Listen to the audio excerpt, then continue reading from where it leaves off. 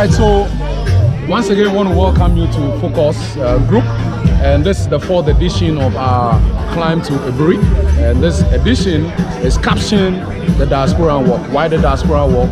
Obviously, the president has placed a very huge call towards the core of the African resilience that has transpired over 400 years, why we have to all find our roots back to Africa, to come down home and connect with the African root that we have.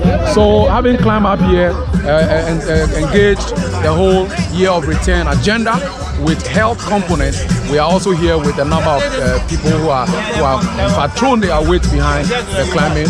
So I have with me here one of my brothers, Mr. Kojo Jansen. And Mr. Kojo Jansen, welcome so much. Thank you very TV. much. Thank you. Yeah. Thank you. And I know you are a great patron of the Let's Climb Aburi event. Of course. You've been part of the first, second, third edition thereabout, and this is the 4th edition. So we wanted to take us down memory lane a bit and then connect that with this edition, captioning the Diaspora. I would say it has always been great meeting new people and exercising and other things. It's the morale and the support and the connecting of other people that makes it really unique from other people, because you always meet people climbing the mountains, but then there is no actual agenda apart from the cave fix. But with us, you have people meeting businesses and other connections, so that actually you can get something out of exercising as well. Right. So it's not just climbing a bridge, but then it's got to do with a lot of things. So as you said earlier, intercourse. The intercourse. Of course. So there is some interconnection. Exactly. It's been great. This year has been fabulous. It's been phenomenal. If you look at the people, the kind of people that we have, they have matured people. We have people who are really into their own businesses and other things, and I think it's great. Okay. Then again, the caption on this one, like I said, the Diaspora. Of course. And it's in connection with the call of President Nana Akufo-Addo to the year of return, the 400 years of resilience of the African in the Diaspora. I know you had a taste of the Diaspora. Of course. So you want to tell us a bit of, it's been many years, 400 years. 400 years. But as much as you can remember, what presence do we count of the African, the black people of African origin in the Diaspora? Of course, if you look at our dispensation now, most people from the Diaspora are getting to know where they are from. And they're proud of who they are actually. I've been in the UK for quite some time. I've lived there for the past 16 years before I came to Ghana.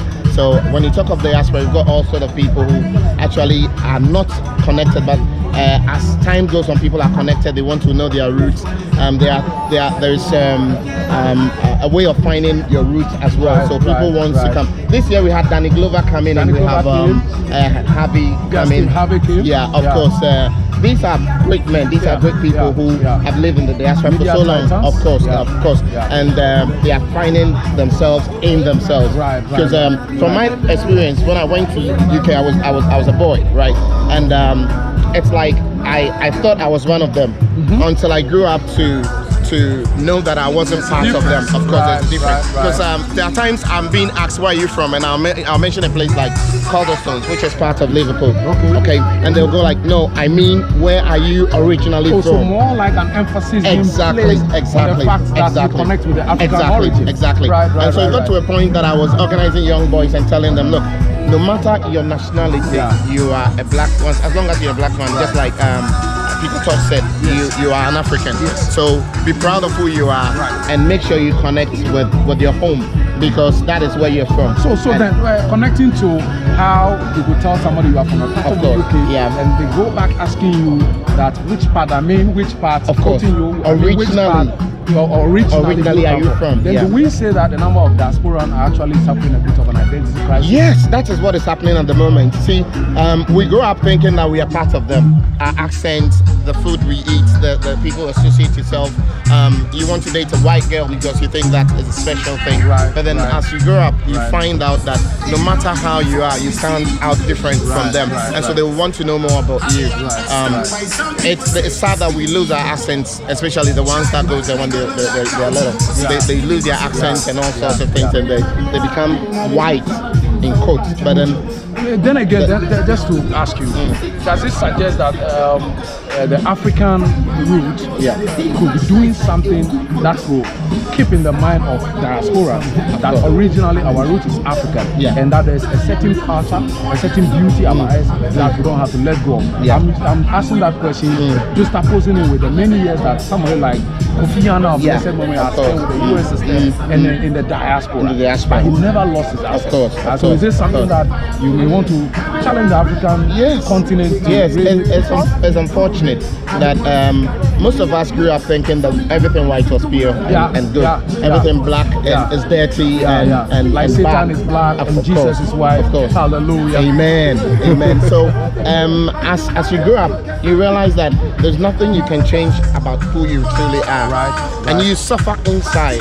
Okay. That is where they end up. I know people who were like now have braided their hair, but then they've gone to do dreads and stuff like that because they've realized that that is the identity of a black man. The dreads and the name change and other things. Okay, I went to the UK and my name was Michael Youngson. I never added Kojo, but then as soon as I came back and I knew who I was, I preferred to be called Kojo instead of the Michael Youngson. To tell that you've been able to overcome so there's an identity crisis over there, and I'm grateful that the president has called on this year of return.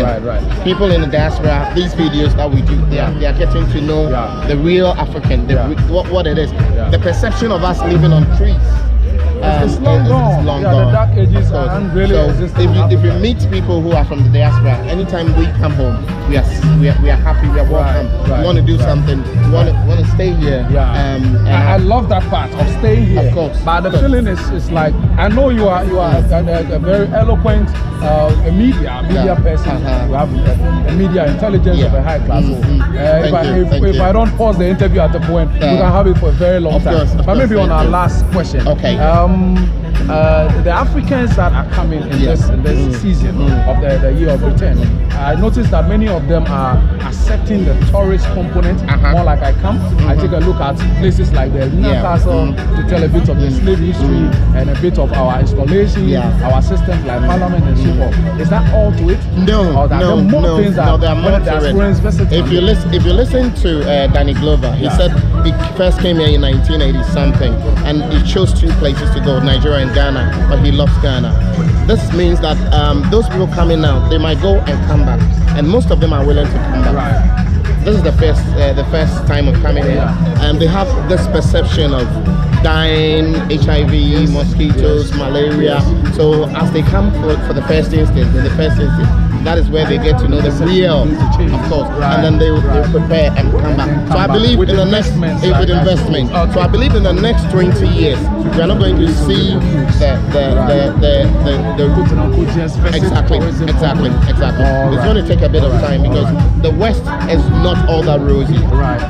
People are getting to know that if you have businesses here and it's flourishing, why wouldn't you have to stay? It's a beautiful place. Secretary Jansen, thank you so much. Your final words to our audience? My final words to everyone that's watching us or listening to this interview is that be proud of who you are. Concentrate on your life. Know that there's nothing wrong with you being black. Understand that you are unique. Everything about you is perfect. It's just that people will want to put other people down for who they are. Be proud of yourself and then keep being you. Thank you so much once again. Thank you so much. All right, so our cherished audience, this is our reports from Aburi, Tavis Lodge to be precise, as part of Let's Climb Aburi, the Diasporan Walk Edition. There are many more events, issues, discussions, interviews that are going to be put forth on Focus GH TV. So please keep the following, like our Facebook handle, Focus GH Ghana. Follow us on Twitter, follow us on Instagram, or focusghonline.com. And I believe that there are a lot of things that we're going to be bringing out that will be of help and of insight to all of us. Thank you. Charlie.